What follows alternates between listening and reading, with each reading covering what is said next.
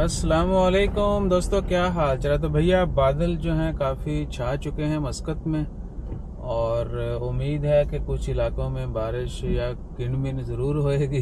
ठीक है जी। और हम चक्कर लगा रहे हैं, ये क्या बोलते हैं, ministry of commerce, industry, promotion, बुला बुला, बड़े औखे काम ने।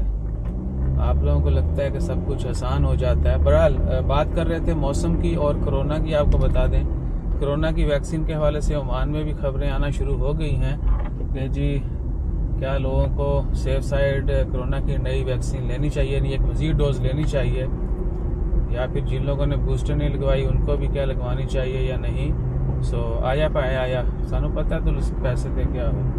तो बाकी बादल शादल छा रहे हैं, चढ़ दिया हलवा बदल ने, और बाकी इलाकों में भी है। आप थोड़ा लुत्फ़अंदोज़ हों, और मज़ीद जो है एक टाइम लैप्स भी बनाते हैं, ऑफिस जा रहे हैं वापस हों, तो वो भी आपसे शेयर करेंगे।